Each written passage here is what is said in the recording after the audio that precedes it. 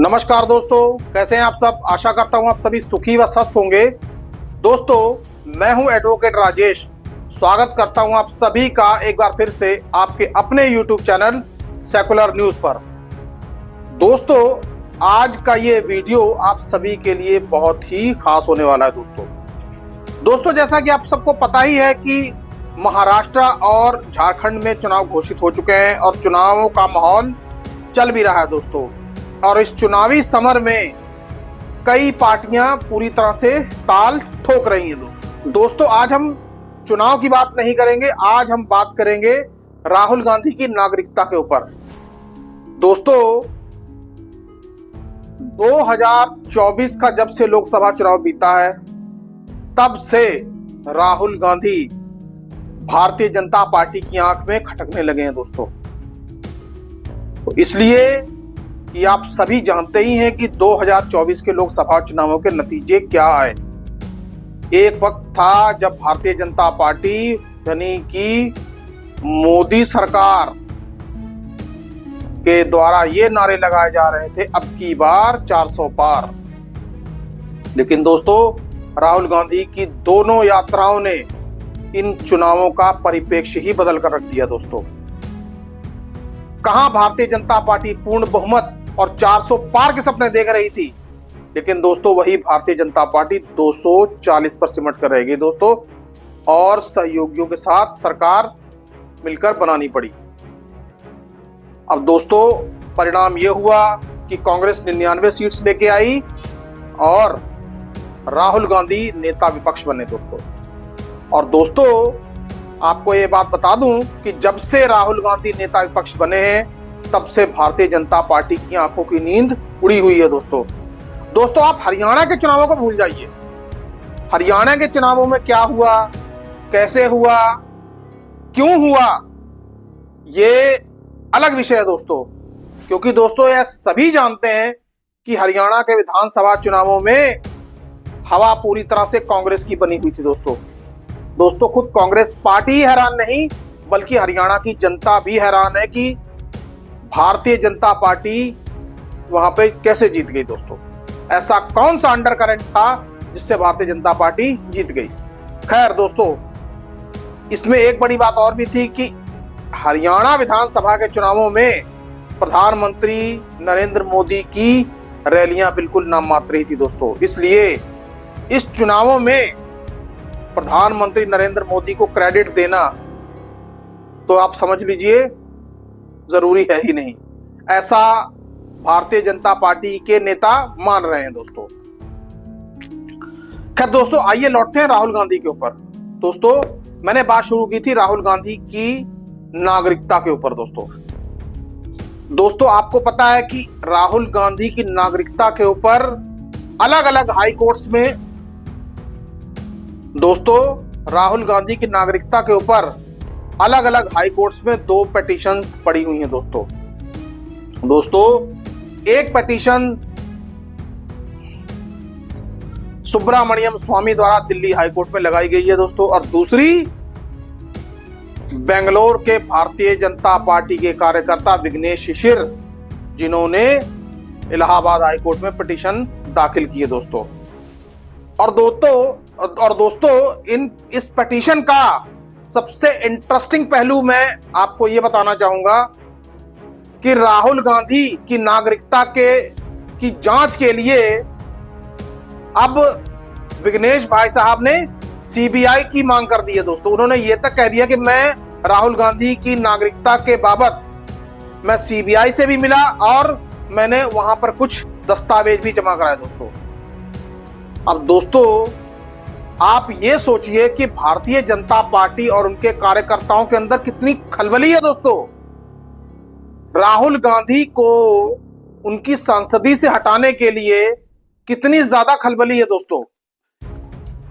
आपको मोदी सरनेम वाला केस तो याद ही होगा कि मोदी सरनेम में सूरत की एक अदालत ने राहुल गांधी को मैक्सिमम पनिशमेंट दी थी दोस्तों, जिसकी आलोचना स्वयं माननीय सुप्रीम कोर्ट ने भी की थी दोस्तों। पूरी 2 साल की सजा दे दी गई और राहुल गांधी की सांसदी भी चली गई दोस्तों। दोस्तों, लेकिन फिर भी इस इंसान ने हिम्मत नहीं हारी, अपने कर्म पर डटे रहे और अंततः माननीय सुप्रीम कोर्ट ने सजा पर रोक लगा दी दोस्तों, और राहुल गांधी की सांसदी बहाल हो गई दोस्तों। लेकिन दोस्तों, आप जरा सोचिए, जब से 2024 के लोकसभा चुनाव हुए हैं दोस्तों, और उपचुनाव जो जून में हुए थे, जून या जुलाई में हुए थे, उनमें भी भारतीय जनता पार्टी की बड़ी करारी हार हुई थी। तब से राहुल गांधी भारतीय जनता पार्टी की आंखों में खटकने लग गए हैं दोस्तों। और दोस्तों, संसद का मानसून सत्र आप कैसे भूल सकते हैं दोस्तों। वहां राहुल गांधी के जोरदार भाषण, डरो मत, डराओ मत, अभय मुद्रा, और भारतीय जनता पार्टी को निशाने पर लेते हुए और प्रधानमंत्री मोदी को निशाने पर लेते हुए उन्होंने कहा कि आप हिंदू हो ही नहीं, ना आरएसएस हिंदू है, और हिंदू धर्म हमें हिंसा करना नहीं सिखाता। राहुल गांधी के इस बयान को प्रधानमंत्री नरेंद्र मोदी ने संसद में बड़े ही तोड़ मरोड़ कर पेश किया, और बाद में मीडिया में भी इसकी खूब हाय तौबा मची। लेकिन सामने आए अभी मुक्तेश्वरानंद जी ने राहुल गांधी का बचाव करते हुए कहा कि राहुल गांधी ने ऐसा कोई बयान नहीं दिया कि जो हिंदू धर्म की भावनाओं को आहत करता हो दोस्तों। अब दोस्तों, राहुल गांधी लगातार अपने पथ की ओर अग्रसर होते चले जा रहे हैं दोस्तों। आपको जानकर हैरानी होगी कि राहुल गांधी कभी किसी मोची के पास चले जाते हैं, उसकी हालत देख लेते हैं, फिर उसके लिए सामान भिजवा देते हैं। कभी खुद दिए बनाने लग जाते हैं दोस्तों, कभी किसी नाई के पास चले जाते हैं, उसको उसकी जरूरत का सामान दे देते हैं दोस्तों, उनकी कैसे कैसे मदद कर देते हैं दोस्तों। कभी कुली बन जाते हैं, कभी रेलवे ट्रैक पर ट्रैकमैन बन जाते हैं दोस्तों। मतलब कहने का यह है कि राहुल गांधी अब धीरे धीरे लोगों के साथ जुड़ने की तरफ और कदम बढ़ा रहे हैं दोस्तों। क्योंकि दोस्तों, जिस तरह से भारत जोड़ो यात्रा, भारत जोड़ो न्याय यात्रा राहुल गांधी ने की थी और लोगों के साथ संवाद साधा था, शायद ये उसी का परिणाम था कि राहुल गांधी कांग्रेस की डूबती हुई नैया को बचा सके दोस्तों। और दोस्तों, शायद यही सब बातें अब भारतीय जनता पार्टी को पसंद नहीं आई दोस्तों। राहुल गांधी की पॉपुलैरिटी का आलम यह है कि अब राहुल गांधी की पॉपुलैरिटी प्रधानमंत्री नरेंद्र मोदी से भी आगे होती जा रही है दोस्तों। और दोस्तों, यही वजह है कि भारतीय जनता पार्टी के कार्यकर्ता या सुब्रमण्यम स्वामी जैसे लोग राहुल गांधी की नागरिकता को लेकर सवाल उठा रहे हैं दोस्तों, कोर्ट्स में केस कर रहे हैं दोस्तों। खैर, उन्हें शायद ये नहीं मालूम कि जितना भारतीय जनता पार्टी के द्वारा ऐसा किया जाएगा, उतना ही राहुल गांधी को और फायदा होगा। दोस्तों, आप क्या समझते हैं कि यदि कोई नेता कोर्ट कचहरी के चक्कर काटेगा तो क्या वो प्रचार नहीं कर पाएगा दोस्तों? ऐसा नहीं है दोस्तों। यदि कोई नेता कोर्ट कचहरी भी चला जाता है दोस्तों, तब भी उसको देखने के लिए हजारों की भीड़ आ जाती है दोस्तों, और वो भी राहुल गांधी जैसा नेता हो तो। क्योंकि राहुल गांधी एक पब्लिक फिगर है, लीडर ऑफ ऑपोजिशन है, और दोस्तों, कांग्रेस में उनका क्या कद है ये किसी से छुपा नहीं है